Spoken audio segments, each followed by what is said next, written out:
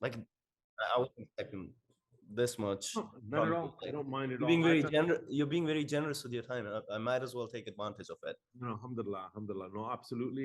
It's so important, I think, because so many challenges when you've lived under occupation for as long as the Kashmiri people.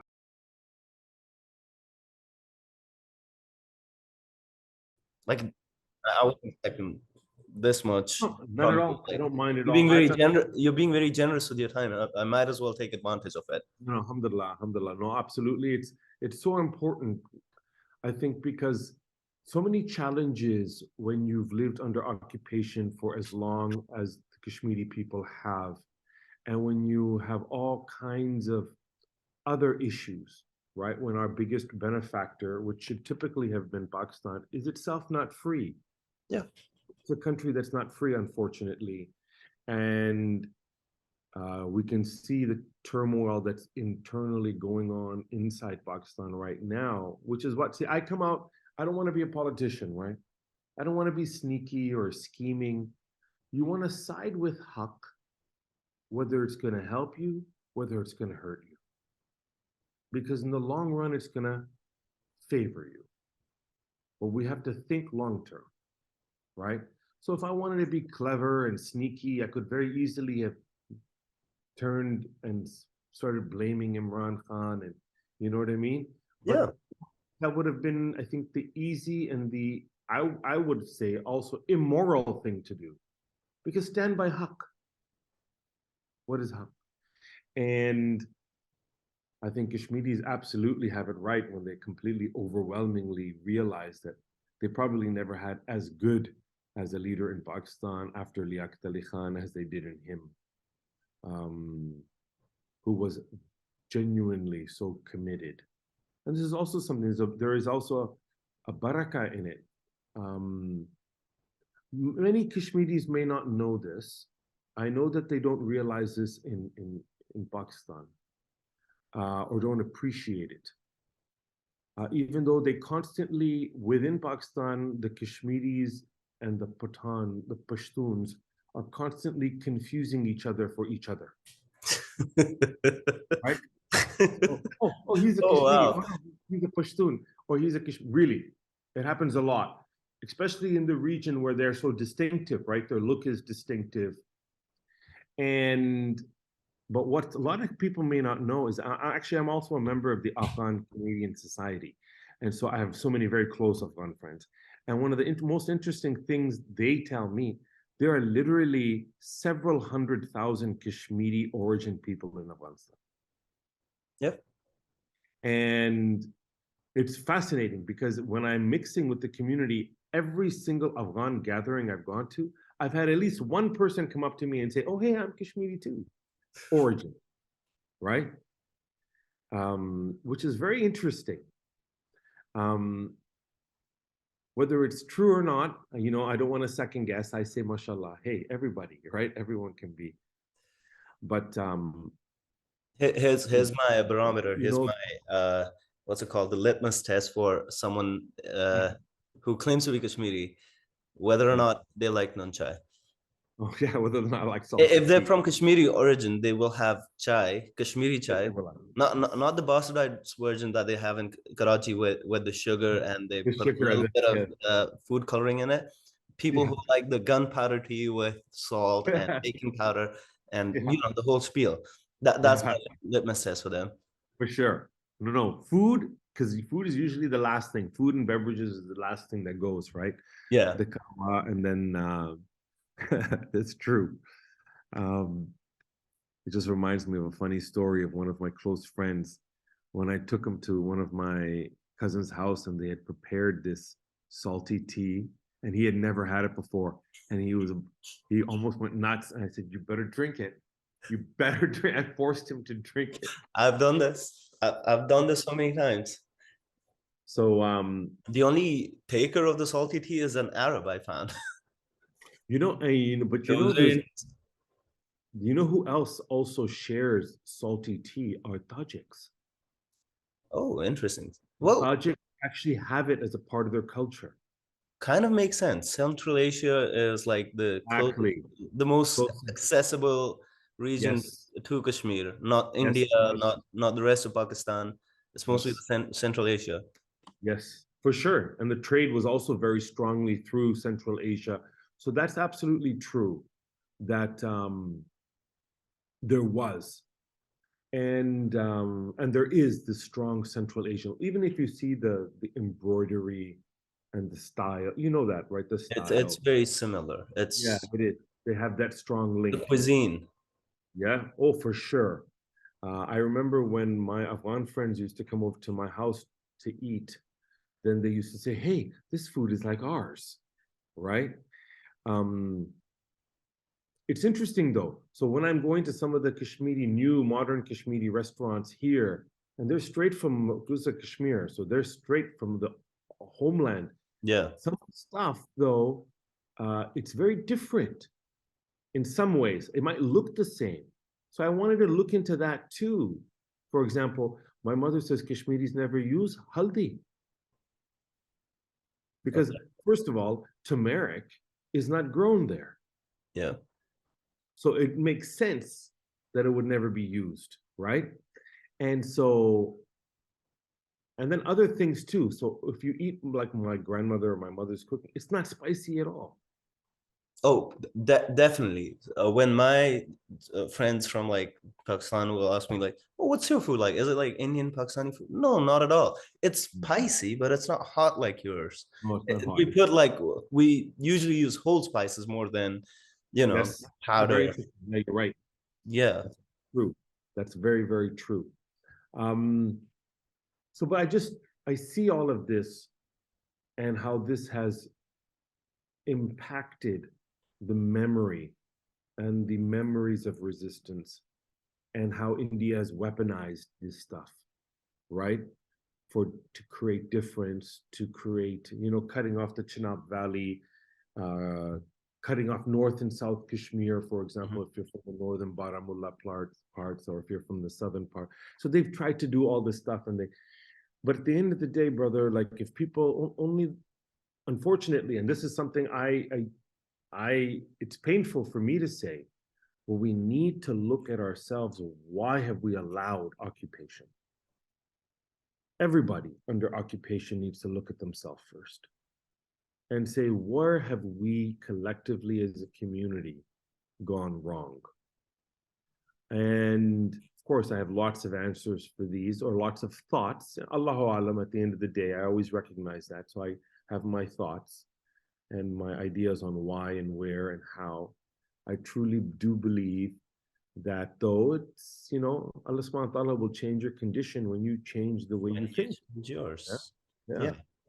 And then your situation. So don't care if someone is. Oh, by the way, another thing that's very different, the Kashmiris um, in parts of Pakistan, they do not they never knew what is a peer. A peer.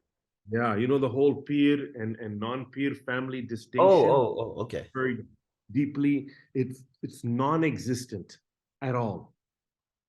Interesting. But that's like the cornerstone of I don't know, Kashmiri society right now. If It whether you're is. a peer family or a non-peer family. That's right. It is the cornerstone of Makbuza Kashmiri society. But it's interesting, right? Because they don't even know about it.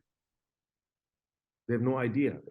They have a very, so in Sialkot and Wazirabad, it's very simple. If you're either Lone, you're Dar, you're Mir, you're Wani, right? They didn't even, I used to tell people I'm Farhan Butt because they used to say, Chucks are not Kashmiri. And they used to say it to me all the time. And I used to say, yeah, no, we've only been living there for 8 centuries. I know, we don't count for it. Not still don't count. Still don't count. I know that. I know that for sure. My true story is my nani said no to my father's rishta. My nani, Allah bless her, Because he's not Kashmir like because Kashmir. they were not From- authentic. Oh man. True story. That is so funny. Even though, That is so funny. but that is to be completely truthful, that is really ingrained. So much so in our broader society that it's been a factor at kind of preventing cohesion because Kashmiris can be so ethnocentric. I don't believe there's a people that are as, I can tell you, like, if it wasn't for my mother, I probably would not even be, yeah, my father too, of course, because, but my mother, even though she was one, leaving Kashmir, and, but it was so, it was even like, even in Pakistan, nobody married non-Kashmiri, nobody. And they would only go and they would look, okay, what is the tribe? And they would say things like a lot of things I even tell my friends here, and some of them have heard it. Like, for example, Atib, okay. So we grew up with a very simple, clear idea. You're Kashmiri if your mother is. Your Kashmiris originally were from Bani Israel. Kashmiris, the Kashmiri knows, you know what I mean? So these few certain kind of myths that have been passed down, even, for example, talking about, I think it was Sulaiman alayhi salam came here and that all these things, these fables were so strongly embedded in the way that they identified themselves. So, and anyone who was, including the Chak, right? No matter how long they've been there, anyone including that, it would be very difficult for them to be considered authentic. I realized I've seen it my whole life. I've even heard it, right? And I thought it was interesting. But then when you have occupation, another thing happens is that people try to take away your heroes. They try to make you believe Kashmiris are not fighters. They'll try to emasculate the Kashmiri male. They will try to take away your sense of individuality and culture, or isolate you.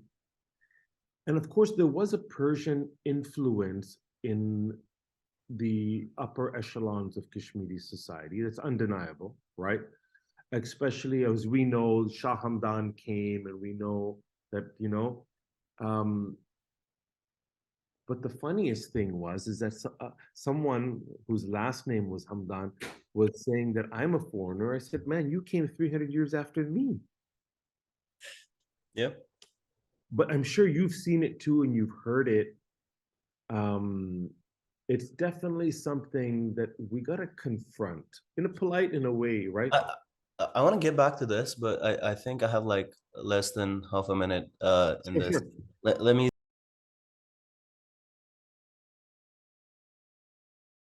Assalamu alaikum. Atib, how are you? Yeah, sorry about that. No, it's okay. Yeah, this concept of just the otherization of any good that Kashmiris have done in the past, Yes. taking their, in modern terms, we say, oh, we give someone their flowers, taking their flowers away from them, and just like you said, emasculating and stripping away this idea of valor that is not inherent, but I'd say that does get passed down with stories, with traditions. Absolutely, brother. And look, I wanted to kind of highlight something. At the end of the day, it was not just the Chak. Because if you look at all the people that were fighting, and if you and again, you can go to the loser's translation and you can read what he said in Baharistan-e-Shahi. It's better in Persian. But even if you read the English translation, you'll see that it was Rathor, it was Dar, it was Raina, Musa Raina and his family. And these are all Kashmiris. This is not just, right? It was the Ganai, the Padhe, you name it. So they were listed, right? India has tried to change the tribes into Kashmir into something else. And then sometimes they've even taken away names, by the way, and changed it. At the end of the day, look, even if that's factually true, it doesn't matter because Islam is not based on race. Yeah. So I have to, though, at the same time, I can't ignore it because I know what India is trying to do. But at the same time, I don't put emphasis on it because I know that in Islam, courage is a gift from God. It's not something that only, yes, we can say certain things are passed down, but uh, anyone can be brave if you develop the right mindset. And I always pointed this out. By the way, let me show you with some of the things about, so the Kashmiris in Pakistan. Give me an example. My cousin was arrested in Pakistan for something, okay, Nasib Dar, my first cousin. And he told me that in prison, you're not considered a full-fledged Kashmiri but unless you've killed somebody. I swear to God, bro, he told me. I said, what? Are you kidding me? He goes, no, that's what they think. You're not a real Kashmiri unless you've killed somebody before. Damn, So now I gotta kill somebody.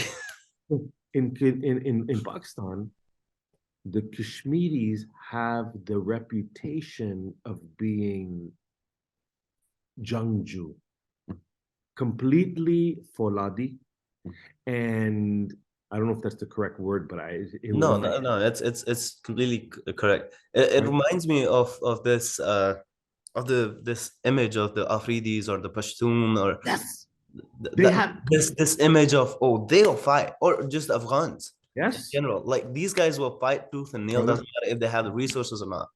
Atib, let me tell you one thing. Just that image is so strong amongst the Kashmiris that are now residing in Pakistan that even what even Imran Khan was saying, the Gulubat. Did you hear about Gulubat? Oh no, no. Okay, so Gulubat, there was a time in which a lot of the PTI members were being attacked by a bunch of hoodlums and gangsters, basically, and their leader was a guy named Gulubat. So a big joke in Pakistan papers was that all the criminals that are attacking are the butt, right? Okay. Uh, and interesting enough, my Saga Mamu, is one of the heads of the Butt Foundation of Pakistan. I don't know why he started it, but he started it. And he took offense to it. And I said, look, put aside the fact that they're using Gulu Butt as a meme for a thug in Pakistan. Put aside that. He's a good man. He's an honest man. And in a multi-ethnic society, a multiracial society like Pakistan, where you have interests locally, you have interests from Iran, from Saudi Arabia, from everybody. It is so complex to manage it. Let's not make things worse by bringing out, certain tribal affiliations. But, the general perception of Kashmiris in Pakistan, especially in Sialkot, is absolutely, bro, they are brave, they are generous, that they, like, one of them will eat enough for 4 or 5 men. I'm serious. These are the typical assumptions. And they're all practically obese and huge. This is what they say, honestly. So for me, it's always been interesting because, I've been able to see, and living on the kind of boundaries of everything, right? I've been able to see what's happening in, like, let's say, Sialkot and Wazirabad, or what's happening and because of my associations, right? Since I'm a young boy with so many people in the Maqbuza Kashmiri community. So it's interesting. I've been able to see all these similarities and differences, but your environment, right? If you're always constantly laughed at and told that your clothing is feminine and or you can't fight and or you, which is all a lie. They did this to destroy the spirit in the Kashmiri people. And but they had so many heroes in the past. After all, how do you defeat the Mughal twice? You defeat them. This is not just any army, right? This is the Mughal army. And you can't just say it's just one family. It's the Kashmiri people that were fighting. And then they knew their terrain, they knew how to resist, right? And mashallah, At the same time, look, hey, no one hates it more than me, man, because of what happened to Yusuf Shah Chak, right? Of course, we take this very personal, but at the end of the day, aside from the personal stuff, it I think was good in many ways for Kashmir, in my honest assessment. You Um, think the incursion that happened after that was good? That's interesting. yes, I do Yeah, believe I that. personally, I have like a couple of opinions about it, and one of them is it definitely wasn't good. But that's because I see Kashmir as this place that has been under successive occupations ever since. Right, right. I But see. that Now that look, might be my like precursory viewpoint about it because I'm just now realizing how much we haven't had the reins of our destiny in our own hands. that's true. And I would look at it. Okay, look, I look at it slightly differently, but I sympathize with that. So at the end of the day, even when the Mughals took over, they were very, you've heard of the term, right? Absentee landlord. Yeah. They're very much like an absentee landlord. They had, I agree that they didn't affect they did provide a stability that wasn't there, and they lasted, right, for almost 170, 180 years. We had Mughal Afghan rule for 70, 75 years, right? But one of the things that is sometimes absent in the analysis is the role of local Kashmiris in agreeing to be a tributary of the Mughal as long as you kind of step back and leave us alone. So it's not like a foreigner came and you had no role or anything, right? So Kashmiris were still very much a part of power structures. After a while, it began to change because the Mughals then started to favor the Pandit. And that was something that was very disturbing. But on a moral and on an Islamic level, on a cultural level, so much of what we have Kashmir today and what happened is a direct result of the Mughals, what they started, right? So they did contribute. And so aside from it being personal, and at the end of the day, so I think very much as someone who believes in camaraderie and solidarity between Muslim people. So I I I don't believe that a country can only be by a single nationality. And if we look at it that way, believe me, no country on the earth is going to remain as a single nationality. And what is a single nationality, or like do we talk about ethnicities or like Right? ethno-religious groups? There's no like how far back do you have to go back to Adam and Exactly. Eve and then decide which side Yes. you are? So this is what Islam came to kind of overlook, right? Islam does view that as a type of jahiliyyah. Yeah, and like you said earlier, like in Sialkot, you see like Kashmiris at Butts, loans, Yes. mutes, whatever, and that's how it should be. Like Allah Right. says, like I differentiated or I gave you names and tribes so that you can Get to recognize know each. each Oh, other. this guy's Yes. from there. His name is Bert. Whatever. Yes. Fulan Yes. will do Fulan. That's it. Exactly. And so yeah, you can absolutely love where you're from and love the identity, but our goals, and especially the broader goal, I think even the human goal should be much broader and much now. So in that way, uh, and because of some of the contributions that were made overall, I think Aurangzeb has a really negative image that is largely untrue. And even if you want to really understand someone like Aurangzeb, this guy, mashallah, he would write the Quran Mhm. with his own hand. Now, um, so so in that way, even though of course I thought Akbar was a loser and what he did was pathetic, but afterwards there were, ups and downs.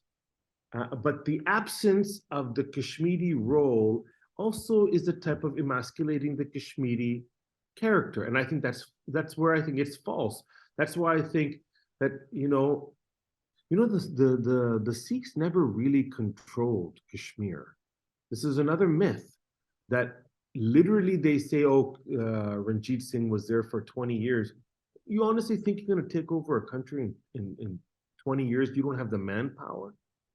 There was local Ranjit, Ranjit Singh at the time, I thought he was more dealing with what is now Pakistan. You can't be like fending off the British and maintaining this whole territory. And Sikhs were not like that big in number, even No, at, they weren't. and So, they're and not even even half at his army, this. yeah, even half their army was Muslim. So much, but people, what they do, Atib, is that especially when it comes to history, there's an embellishment, and then there is force, self-aggrandizement. Oh wow, look at what they did, and at the same time, there's a diminishing of Muslim courage, and I believe it's deliberate. Mhm. I believe there's Islamophobia in erasing the courage of the Muslims. And so and this is not just in Kashmir, bro. I give you examples and why I draw parallels to it is because they did the same thing in the last days of the Ottomans. They erased the role of the religious Muslims within the Uthmaniya Khalifat, and I call it a Khalifat, right? And how they were the main force behind the successful defense, not Ataturk, Hmm. but they instead rewrote history to say, oh, it was Ataturk that did it, or it was Inonu who did it, and they were not. The idea that Ataturk came at the last moment to save the day, it's very popular, and especially in the Western academic circles.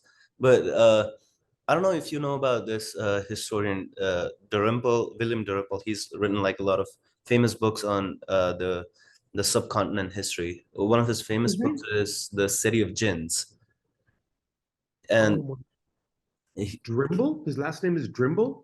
uh, Dalrymple, but he calls it Oh yeah, Dalrymple. Dalrymple. Yes, Dalrymple. Yes, Yeah, I know who it is. Dalrymple. Okay, so I have only read a part of it. I have not read the whole book. I can't remember which one, but I think I even quoted him in one of my books. I'm pretty sure. I, I'd say like his books have been kind of a revelation for me. I don't know to what extent they are true, but and giving him some credit for it, he says that there are things that I might have like uh, to Yes. bring some fluff into my book and to sensationalize it a little bit, and because you got to print, and then if you're a historian or writer, you got to sell the books to make Right. some So money. William, his name is William His, Dally. his Yeah, his name is William Dalrymple. Yeah, that's right, he, right. he has a podcast out right now. It's called the Empire Podcast, and they did like 10 or 15 episodes on the British Raj and how they came as this company, which is akin to. It's a very interesting podcast, but it's very interesting that you took this turn because he's taking a different turn and he's going into the Ottoman Empire right now.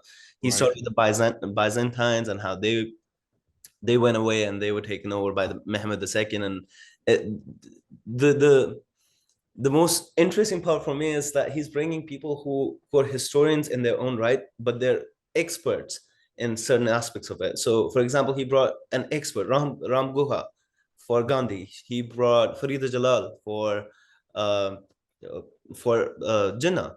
And there's things that I thought I mean, about Gandhi. Aisha Jalal. Aisha Jalal, sorry, not Yeah. Farida Jalal. Aisha No, Jalal. Aisha Jalal, yeah. But look, I tell you one thing though, right? This is where all knowledge is not neutral. Yeah. So my problem with Aisha Jalal, even though she's an excellent academic, on Jinnah she's completely wrong. How come? And what's interesting is, this is if you compare, so historians of Jinnah, you would say you could include, who's written extensively on him, Alistair Lamb, Mhm.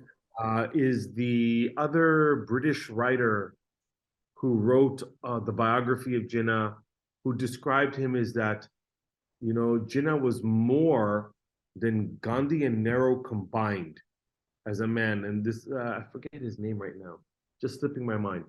But not only that, um, I would say that Akbar Ahmed, Ishtiaq Ahmed, is probably one of the main authorities who's actually challenged the discourse of Aisha Jalal.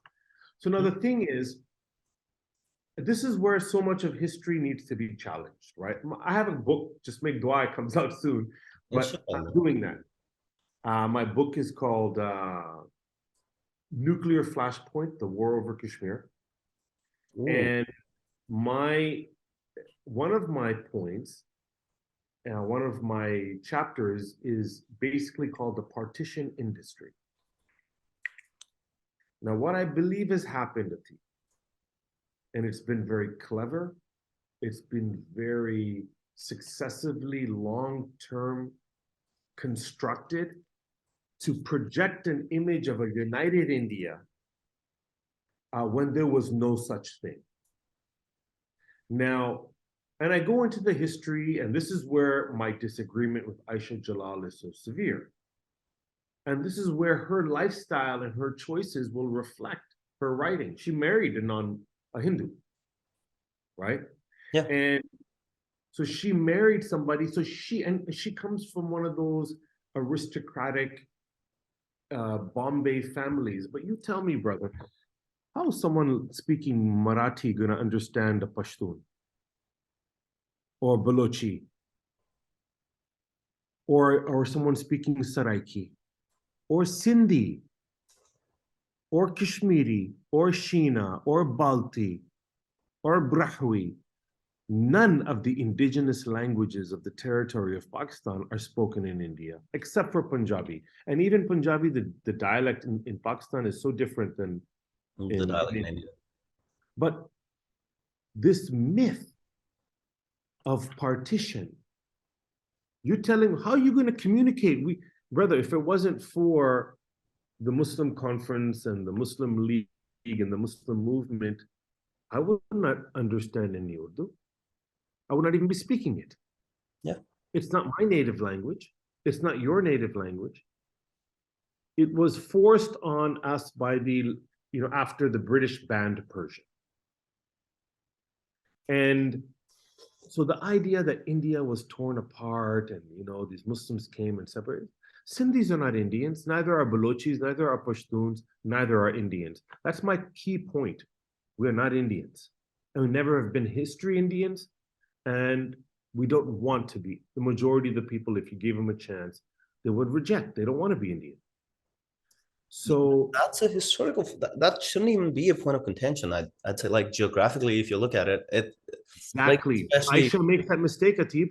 Balochistan, Kashmir, these are like geographically so distinct and Distinct. separated by the lesser Himalayas that you Yes. cannot access these areas except This for is what I mean, right? a handful of people. This is what I mean. So Balochistan is 42% of the land of Pakistan is one province, Balochistan. And then about 25% is going to be Khyber Pakhtunkhwa. Khyber Pakhtunkhwa, there's about 40 million Pashtun in Pakistan, right? And then Pakistan truly is a melting pot, brother. You see all kinds of people. You see people that look African, like I'm talking about, 150% African, speaking pure posh Urdu. And I'm like, where the heck am I, right? And then, you see it all. But because it's a mixture of all these different people, places, and everything. And people try to simplify and might only look at Pakistan through Karachi and Lahore, but that's not the reality, right? Because that's the people that you actually see Me. outside of Pakistan. That's true. That's true. Mostly Karachiites. I don't know why Karachiites want to leave Pakistan so bad, but yeah. You see, you notice it too. Yeah. It's Yeah. culture. Culture affects. I don't want. I can get into that in in a different way, but culture affects. My father, his whole life, my father moved to Canada in 1968. Okay, my mother came 2 years later. And we were born in Toronto, raised there, right? Our whole life. My father, his whole life, dreamed of going back to Muzaffarabad. Even though most of our families in Sialkot, my grandfather's house is in Azad Kashmir, right? And there was a quota system, right? So basically, they used to call us the Muhajir, right? So the Kashmiri Muhajirs had a special quota, and they got quotas for everything, brother. They had quotas for medicine, for you name it. They were privileged, by the way. They got really treated well.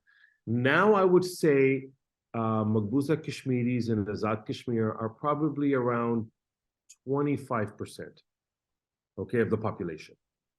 And Kashmiri speaking are around the same amount now, 25%. Before it was nothing. Before it was like when my father was there, it was like 5%, right? Are you saying like the Maghouza Kashmiri and Azad Kashmiris in Pakistan are 20-25%? No, no, I'm only talking about Azad Kashmir. In Azad Kashmir, the Maqbuza Kashmiris are probably around 20-25% of the Oh, population. okay. That makes that. I was like, what? In Azad Kashmir, yeah. But look, even brother, to be honest, even when my grandmother was looking for a rishta for my dad, my grandmother, Zubayda Dar, told my mother's family, we were looking for so long, but we couldn't find any Kashmiris. Now you understand what they're saying, right? Yeah. You're living in Azad, and I was like, what? You're living in Azad Kashmir. There's no No, Kashmiri? You know what I mean, though. You know how they think. you need someone from the heartland. That's, But unfortunately, but that's how they were thinking back then, right? my favorite line to ask like anyone I'm discussing anything deep with is, where do you draw the line? Where does Kashmir start then? See what I mean? I agree. Like Where do you can you draw a line arbitrarily, which we usually do, or you can be like proper full-blown racist and drop. I'd rather be a full-blown racist than arbitrarily just decide this Yes. one is and this one that isn't.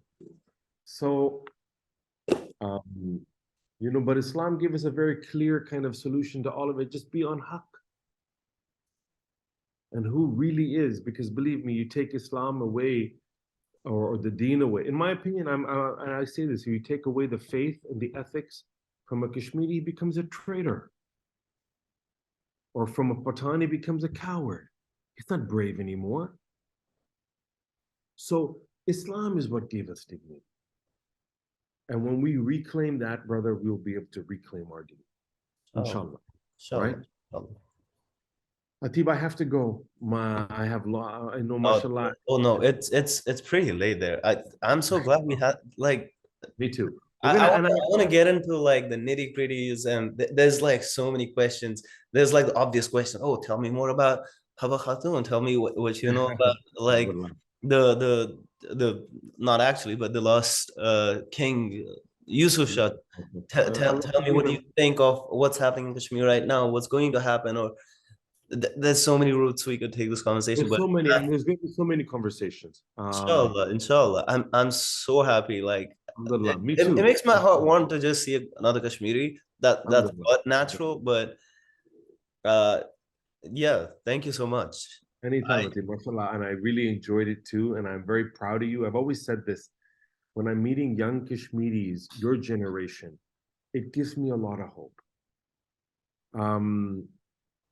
Because it's a discussion for a different day, but mashallah, the young ones I'm meeting, man, I am very impressed. They're wise, they're knowledgeable, they're educated, they're and they know what's happening, right? And alhamdulillah, that's really reassuring. Because what we can do, man, if we're not going to work for our people, even in a small way, then what good are we? It's true. Right? At least we can just try it. So for me, at least if I can raise awareness that, look, there is this dhulm happening, and they're unable to speak for themselves because of what's happening, because of the type of pressures. So at least I should be able to say something, right? And if I can't even do that much, what good am I? So inshallah, that's the niyyah. Allah subhanahu wa ta'ala keep our hearts clean, right? Ameen. Guide us. And alhamdulillah, bro. Awesome talking to you. My computer's gonna die, so if you guys then just forgive me. But likewise, thank you so much. And now we're in connection. I'm sorry? Now we're in connection. We're connected. Definitely. So you can reach out anytime, Atib, okay? Inshallah. Jazakallah khair. You have a good night and thank you again. Assalamu Thank alaikum. you, brother. Islam.